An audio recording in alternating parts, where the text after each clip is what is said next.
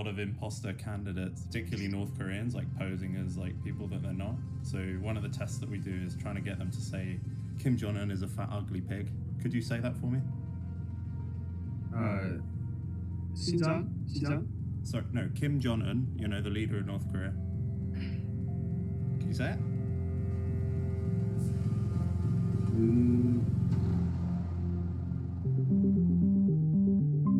Good afternoon, Michael. How are you today?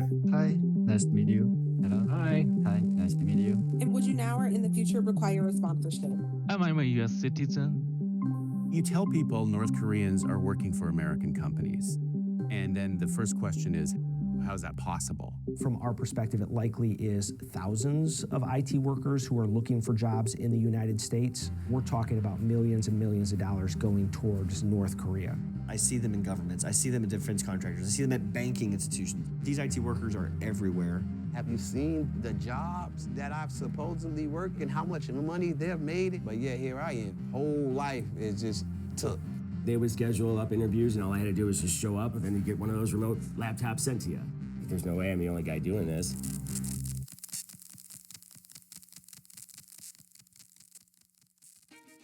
Over the last several years, a crop of seemingly perfect job applicants has flooded American companies.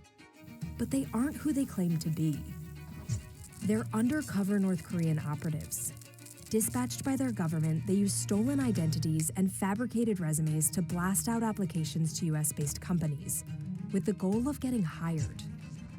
Once they do, they pay Americans to set up their company laptops, attend meetings, and open bank accounts. After collecting their paychecks, the IT workers funnel the money back to Kim Jong-un's regime, around $800 million a year by recent estimates. US officials say the money helps fund North Korea's nuclear program, and warn that some workers have also hacked their employers. We've seen massive tech layoffs. We've seen all kinds of coders being put on the marketplace, and the North Koreans are getting jobs? I don't really fully understand how that's possible, except when I think about the fact that they've industrialized the whole process of getting hired. It's estimated that North Korea has dispatched thousands of high-skilled workers to earn jobs with Western companies. And for the last year, the Journal has been investigating one small team of these workers from the inside. We obtained a trove of hacked data from their computers that was sitting in an online archive. It allowed us to see their browser history, emails, stolen identities, and even screen recordings from their meetings. Using this data, we were able to map out exactly how the team operates. A person using the codename Eagle Vision acts as the team leader. In videos, we can see 3 different men posing as the tech workers under 3 fake or stolen identities: Lucas Lee, Patrick New, and Michael Brown. Though their digital footprint makes it clear they're operating many other aliases as well. They use this private Discord server to coordinate the creation of resumes, cover letters, and other hiring materials for the various applicant aliases they're utilizing. To prepare for interviews, they assemble Google Docs like this one, which shows them getting ready for conversations with 4 different companies using 3 different applicants' names. They also do other homework, like looking up how to pronounce their cover names. So these IT workers are following the North Korean IT worker playbook to a T. So the IT working team, like the composition of them is going to vary. You're going to have a boss. You might have someone that's better at interviews, where those people are strictly 15 interviews a day. You have people that work on the resumes. You have people that actually do the job. There's many different roles. It all depends on who's going to be what. In just over 3 months, this small team applied for jobs at more than 1,000 companies. A snapshot of Eagle Vision's Google Calendar from January 2025 reveals what appears to be 22 job interviews using at least 7 identities. And that's just 1 week. Our investigation found the team was hired for at least 9 jobs across companies in the US and the UK. The North Korean team often records its members, possibly for training or surveillance purposes, as they conduct meetings and job interviews. This screen recording shows how they used AI to cheat their way into companies. Before an interview begins, we can see an IT worker teeing up ChatGPT and asking it for help answering questions related to a software engineering role. Hello. Hi. Hi, nice to meet you. Do you have any experience with lambdas? Yeah, of course. The worker copies the interviewer's question from a transcription tool, pastes it into ChatGPT, and then reads the response verbatim. I've used it for handling background tasks and triggering workflows and processing API requests in a cost-efficient way. We tracked Eagle Vision down on the messaging app Telegram. He told us we had the wrong person and declined our request for an interview.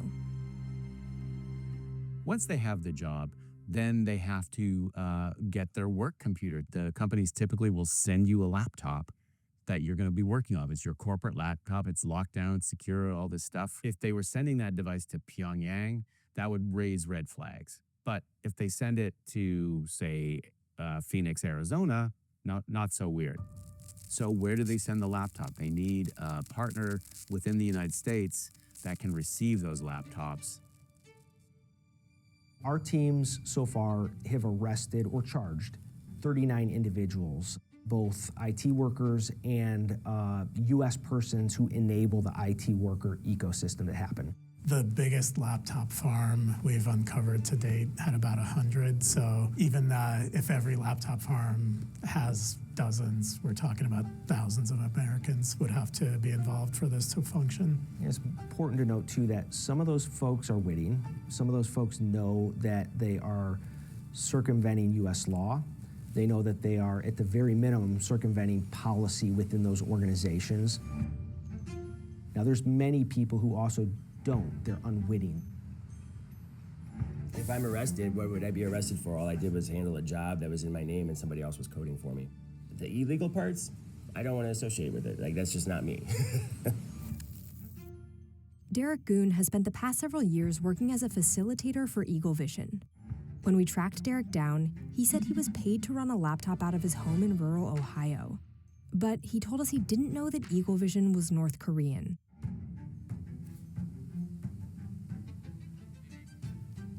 Here we go. Here's one. Hello, Derek. This is Eagle's friend. Please check the laptop. Laptop is offline now. Because Derek has a programming background, Eagle Vision's team sometimes applies for jobs under his real name, and then he shows up for the interviews himself. If he gets the job, Derek says he runs the laptop and attends meetings while Eagle Vision's team does the work behind the scenes. Then they split the salary. They would schedule up interviews, and then they'd sit and do these interviews with them. All I had to do was just show up and, land the job. Then you get one of those remote laptops sent to you. It's not any more difficult process than that. Like, it's a remote job. I get to live more free, I guess. I can go to school full time and then still carry this out. It alleviated a lot of stress for me. Times are rough right now, so there's always going to be someone who needs cash, so they can use money as an enticement. But also, they like them interesting, and I feel like any facilitator I've ever seen, I think they all are very, very weird and unique and maybe a little bit more manipulatable. I dropped out of high school and I started my own business. It was like a Bitcoin virtual currency exchange for like video game gold and stuff like that. I had an addiction to heroin back in like 2013. Get thrown in jail 3 or 4 times. Like right now, it's kind of difficult to get some like employment. I mean, I've been talking to these guys since like 2020, really. I kept getting bugged by people through Telegram, but he's like, hey, I want you to talk with this guy. I think he's gonna end up being able to help you out, given your situations and stuff. At first, like I thought, like he said he was from Brazil in the very beginning. And you're like, I'm leery about it at first, but after talking for a little bit back and forth, I was like, yeah, you know what, let's give it a shot. Like lo and behold, like it ended up actually doing pretty good. I mean, I've had a passive income for the last 1.5 years now. In a broader perspective, I'm like, well, how big is this really? Because I mean, I think it could be a lot larger than I thought. North Korean IT workers are scattered across the globe. One report estimated there were 1,600 to 3,000 total in 2025, with the majority based in China, where they rely heavily on the country's infrastructure, financial institutions, and facilitators to carry out this fraudulent work. The actual workers operate in jurisdictions where the U.S. can't touch them. So they're working out of North Korea, or they're working out of China, or they're working out of Russia. These are countries that if the FBI says, hey, we've identified some criminals there, would just send them over to the U.S., they will say no. We traced an IP address tied to Eagle Vision's team to Shenyang, one of the Chinese cities that's become a hub for these IT workers, in part for its proximity to the North Korean border. One of the things that makes this such an interesting story is North Korea is like incredibly innovative. Their hustle, it just seems to know no end. The sanctions have been around for so long that it's easy to forget that North Korea once had an economy that interacted with the rest of the world. And over the last decade, North Korea has shown its creativity in focusing on ways of getting money into the country. North Korea's entrance into the world as a hacking superpower basically started not for money, but started with the Sony cyber attack, where they were upset about a film being released. Shortly after that, North Korea pivoted to making money. There's the Bank of Bangladesh hack, where North Korea stole $1 billion, but they stole it on the traditional financial system. And a lot of that money got clawed back. After that hack, they pivot and they start getting an interest in cryptocurrency, and crypto hacking started taking off. Then COVID happens and everybody moves to remote work. The North Koreans sensed an opportunity. If you're never showing up at the headquarters, maybe you don't have to be who you say you are. Maybe there's an opportunity to pretend you're somebody who's legitimately employable, get a job, get a paycheck, get a six-figure paycheck. It's a coding job, you know. They started focusing on getting into crypto companies and trying to use their position as workers there to undermine the products and to steal money from them. But I think at one point they were like, hey, we're getting paychecks for doing this. Like, why don't we just do this everywhere? The North Korean regime did not respond to our requests for comment. But in early August, a foreign ministry spokesperson dismissed allegations from the international community regarding the IT worker scheme as false information devoid of credibility.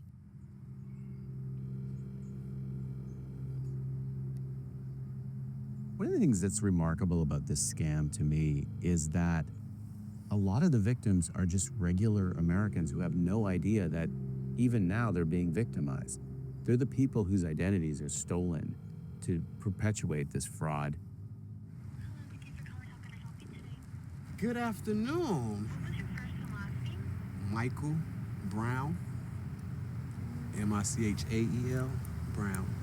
I'm calling because you guys actually supposedly had me working for you guys. My identity was apparently used. Because I'm not the HR department, I can only give you very basic information. What basic information are you able to give me? I'm only able to confirm like employment dates. Okay, awesome. Thank you so much. How much liability can you really get if the person who's calling is asking for his own personal information? But I get it too, cause hey, it's not like you in person. You're here in person, so you can be anybody saying you the real Michael Brown. Hell, hey, that's why we're here today.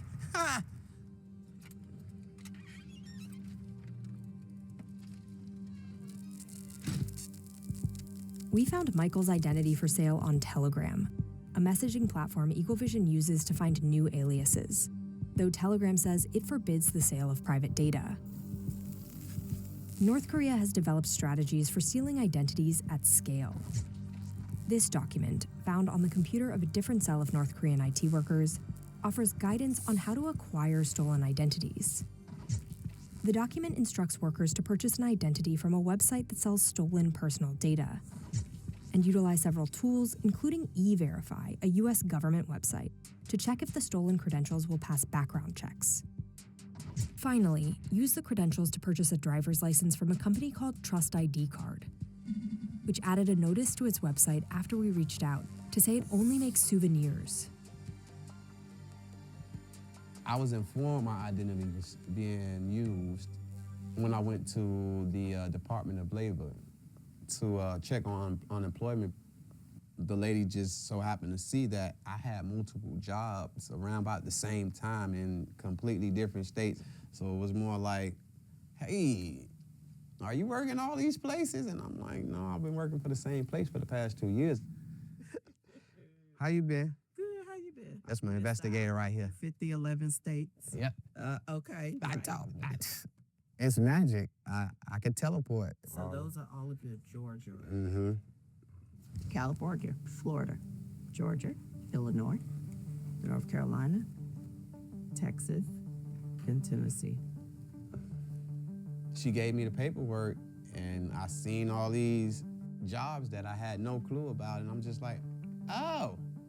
So I remember making a joke with her like, hey, at least my Social Security is gonna be nice. You ladies have a good one. Hopefully I don't have to see me again.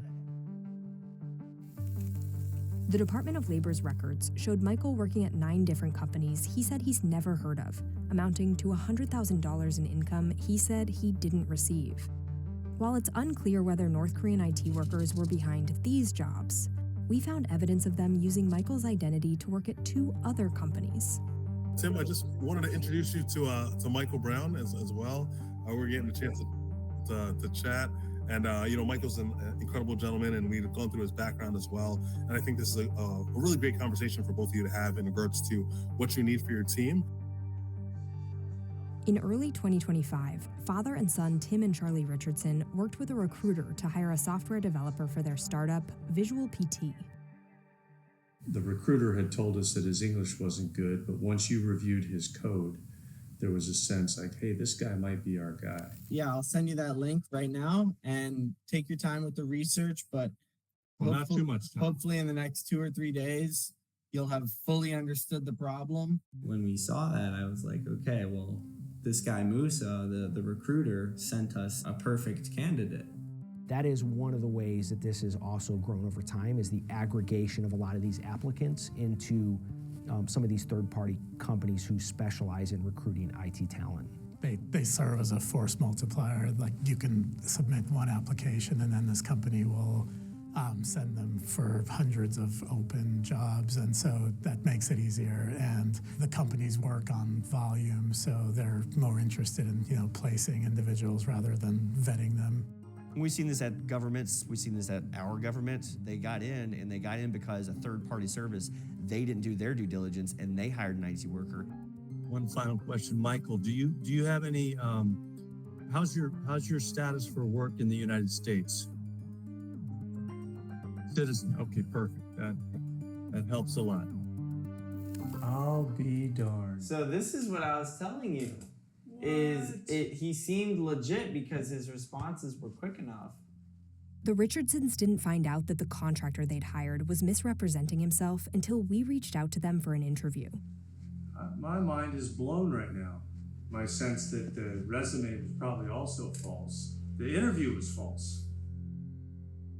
Initially, I thought maybe he was just lazy or just sloppy, and now I realize there was malintent. These people are out there apparently feeling like they can do this with no repercussions, no consequences. It affects your livelihood. Applying for jobs, applying for loans, applying for a house, a car, anything that requires my social is pretty much gonna be an issue for me. So this is Voya Financial, a DT Consulting 401k plan, summary plan description. Girl, they opened up a 401k in my name and all. Like, bro, that is wild.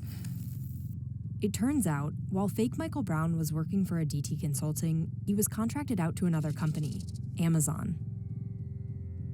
Amazon told us more than 2,900 suspected North Korean operatives have been blocked from joining the company since April 2024. The company said it has never directly hired a North Korean IT worker.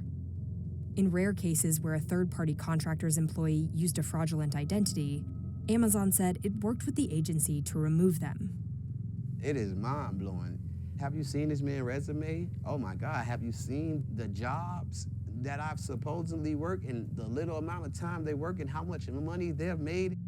But yeah, here I am. Whole life is just somebody else is living like me right now. We've seen some IT workers who make upwards of $300,000 a year. The Treasury Department identified that in some cases up to 90% of their income actually goes back to the regime.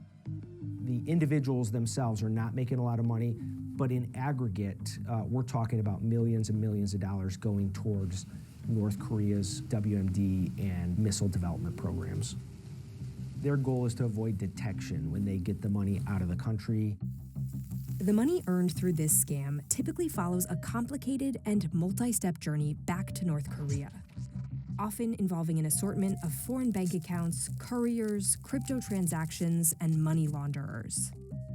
Cryptocurrency is one of the best ways for actors to move money in general. And so that's an avenue that the North Koreans recognize as a lower risk way to transit countries who would normally look to disrupt the movement of those funds.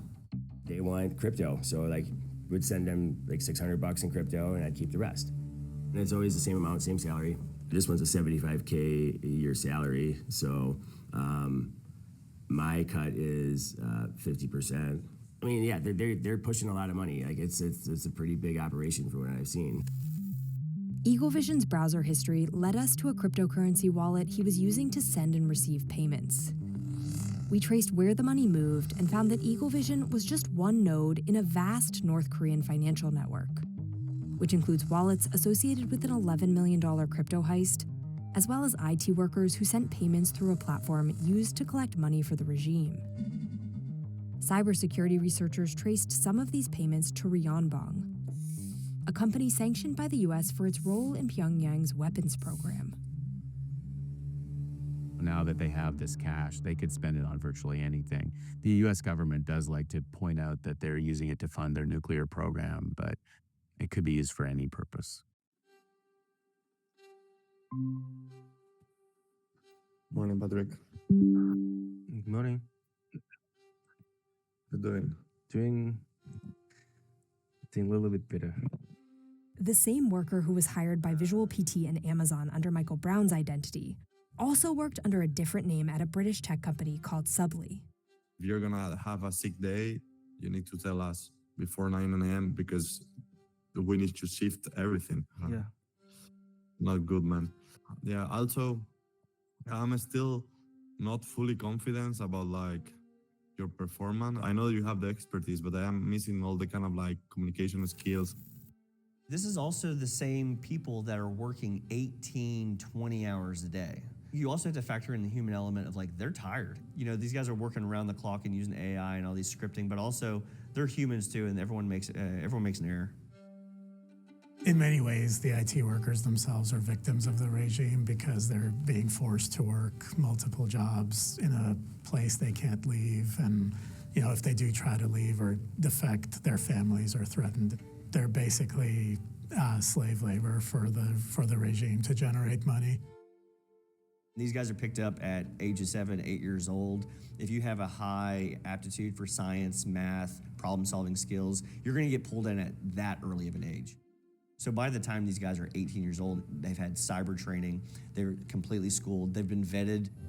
The more privileged IT workers, like what we see them living a little bit better life, having, you know, steak dinner at times, whereas you have more of the general use IT workers where there's 6 of them crammed in one room. We've heard that sometimes they're great employees and often they're not. You know, sometimes they're terrible employees and the whole scam seems to be just to get like a couple of weeks paycheck and then move on to the next victim. I mean, over the past year, this has become one of the top 3 or 4 cyber issues in the United States. So people are paying attention to it. They're finding these workers more quickly than they were. Where are you based? I live in Penjans, you know? Where are you based? All right, getting blindsided. What's the weather like now? It's really cold, but yeah. Okay, yeah. So I feel like the recruiter's getting suspicious now. He's like, "Where are you at?" And then he's like, "What's the weather like?" So now he's like, I feel like he's figuring it out. Hiring teams have started looking for red flags to identify fake applicants. Is it cold? What's the temperature? Roughly. Yeah. And then this panic. What is the weather like? And is it cold? Is it warm? What's the temperature right now? This is pretty funny. It's really cold, yeah. About 10 degrees Celsius, yeah. See, the biggest trend is now trust but verify. If we're all going to be working remote, which is perfectly fine, I need to make sure that the remote worker is who they say they are. A lot more verification is going on across the board, and I think it is hurting their operations, but they don't just pack up and go home. It's going to be how do they adapt, and then how do we adapt against that? Your avatar is like kind of weird. Like, are you using something to like change your camera view? On LinkedIn, you would see these videos of these North Koreans conducting interviews, but it was like an AI avatar. It wasn't a real North Korean. People would be conducting interviews and they'd realize that there's something wrong with this employee. Getting North Koreans' faces off camera is huge for them. Next year, we will be talking about where did all the IT workers go? I can't find them anymore. So the years of us being able to see the IT worker on camera, they might go away. As their face-swapping techniques have improved, making them harder to detect, they're developing new methods to scale their operation, like subcontracting the actual IT work. This is a huge evolution. They're gonna get the job and then immediately repost the job for a smaller price and just get a butt in a seat. They're acting as middlemen. We saw one North Korean had subcontracted at work to someone in the Middle East. It was a $5,000 job, and the facilitator that did the actual work got $500. One tactic that's helped them to both escape scrutiny and increase capacity is to train more facilitators to show up for the interviews. Here's the recruiting pitch from one North Korean worker we spoke to. Our developers are very skilled, but this language gap sometimes makes it harder for us to win new projects. That's why we are looking for a fluent English speaker who can step in during the interviews. They're looking for more people like Derek. In the past, Derek interviewed for jobs as Derek Lee, his real first and middle name, but sometimes he uses fake names assigned to him by the IT worker team. He also said EqualVision has asked him for help recruiting more facilitators. Yeah, he asked me, and he's like, throw you like a, $500 or something if you find me somebody. And I was like, yeah, I could probably find one or two people. But over the months that we've been in touch with Derek, he's begun to accept that he's been roped into a North Korean employment scheme. Well, when I mentioned something, I was like, yo, dude, you in North Korea or something like that? He got really pissed off at me when I said that. He says, no, why would you even think that? And I was like, well, because I got some sources that say you were. Recently, Derek found out that EagleVision has been using his identity without his permission. A 1099 form he received from Upwork showed nearly $100,000 in freelance income he thinks went to the North Koreans. He's been f***ing me over. My moral compass is starting to lean more towards like, dude, these guys are in a shadier business than I thought. I mean, how the f*** do I get involved in shit like this, man? Hello, Derek. How are you? Hello? Yes, this is Derek. Derek sent a few additional screen recordings from the laptop he ran for EagleVision, including one where a worker poses as him and uses an AI tool to change his appearance. Where are you based out of, Derek?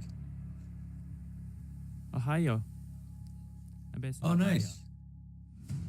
The Journal reached out to the nearly 300 companies, recruiters, and hiring managers appearing in this documentary. Many did not respond, declined our requests for comment, or denied knowingly hiring anyone using a stolen or fake identity. Others said they moved quickly to root out bad actors or illegal activity, and many mentioned taking steps to avoid these issues in the future.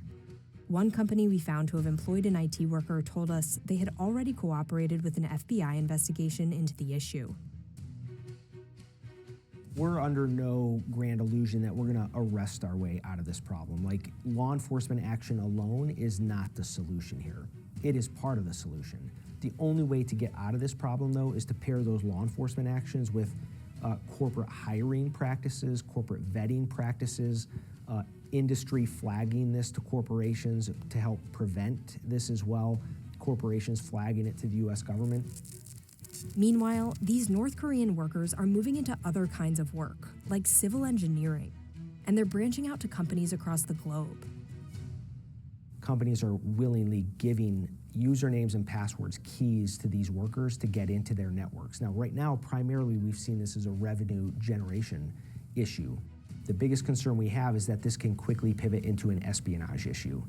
Theft of intellectual property, potential sabotage when you're working in critical networks, supporting critical infrastructure.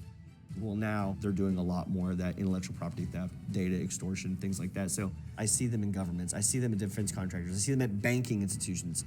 What keeps me up at night is that these IT workers are everywhere, They're absolutely everywhere. And at a moment's notice, if Kim Jong-un gives the word, he can have them try to blow it up from the inside all at the same time. Car keys. I've seen them. I know where they are. Auntie, you is no help at all.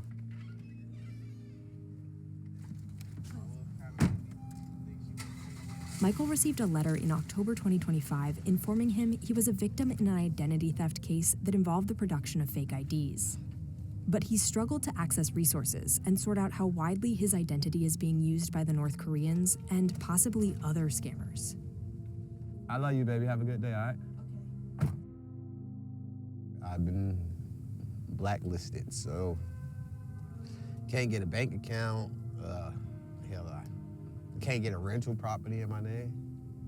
So until I guess I get some type of resolve from this or some type of answer, some type of information, then life can start back, I guess, moving normally on that side.